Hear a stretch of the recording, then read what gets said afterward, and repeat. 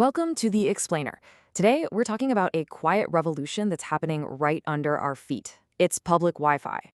And let me tell you, it's about way more than just free internet. We're looking at a huge digital infrastructure project that is completely remaking our cities and our lives in ways we're just now starting to get our heads around. So let's just start with a number that's, well, it's pretty wild. Think about it. 7 out of every 10 people in major U.S. cities have used public Wi-Fi just in the last year. This isn't some niche thing for techies anymore, right? This is mainstream. People are literally building their days around it, working from a park bench, streaming a movie on the train, or just catching up on emails while waiting for the bus. And that's because it's not a luxury anymore. It's a utility. I mean, public Wi-Fi is becoming as essential to city life as a crosswalk or a trash can. It's just expected now. It's a basic part of the city's fabric in this digital age. So the big question is, how did we get here?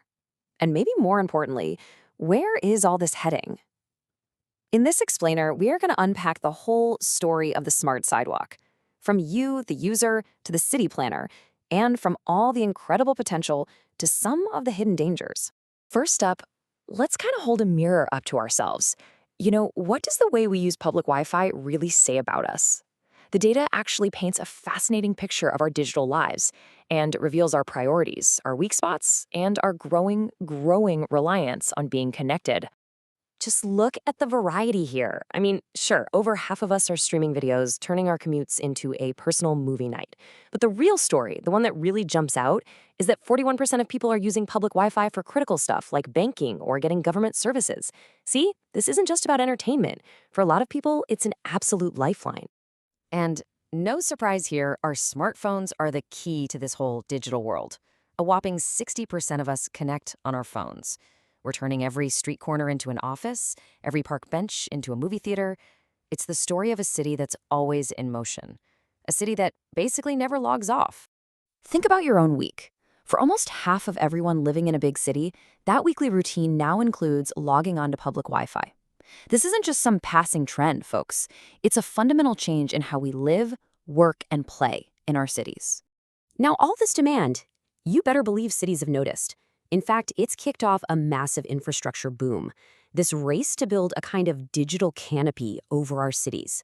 And as you're about to see, this is a project on an absolutely epic scale. And if you want to see what the future looks like, just look at New York City. With over 10,000 of these smart kiosks, the city has woven this incredible digital web that connects pretty much every corner of all 5 boroughs. It's a stunning vision of a truly connected city, where the sidewalk itself is the gateway to everything online. But this digital dream, it is not cheap. Each and every one of those smart kiosks can cost up to $15,000 just to install. That's a huge investment, but it's one that cities are more and more willing to make in this race to be the smartest city on the block. And this isn't just a New York story. It is a full-blown national movement.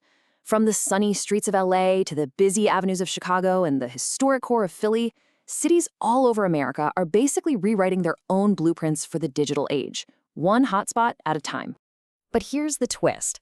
For the most part, it's not actually the cities themselves building and running these networks. It's private companies.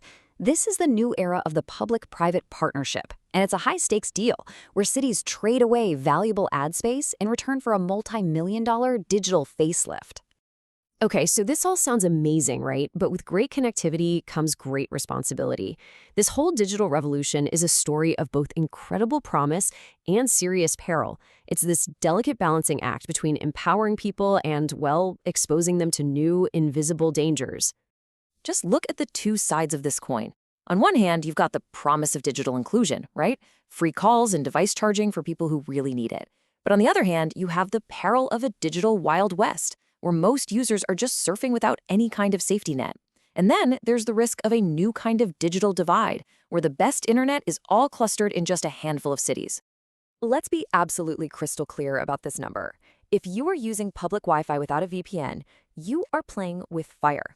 It's like shouting your passwords, your bank details, and your private messages to anyone in the area who wants to listen. This isn't some far-off threat. It's a real, clear, and present danger to your digital life. And yet, we just can't get enough of it. This quote nails it perfectly. It captures this new social contract we have with our cities. We, the citizens, now demand and expect to be connected all the time, everywhere. It's a fundamental change in how we relate to the world around us. But this is really just the beginning. The smart sidewalk is literally becoming the central nervous system of the city, a platform for a whole new wave of urban tech. We're talking about kiosks that can monitor air quality, transit hubs that become digital oases, and parks that are as connected as your own living room.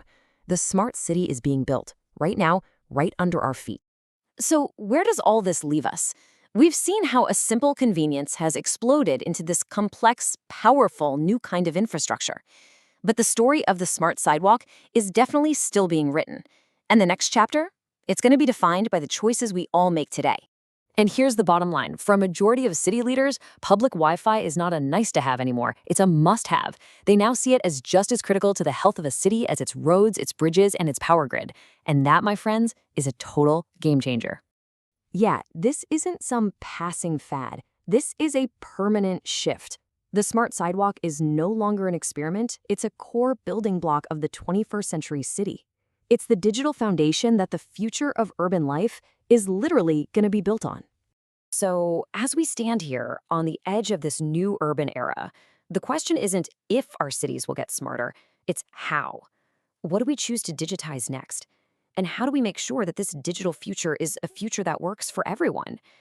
The answers to those questions are going to define the very soul of our cities for generations to come.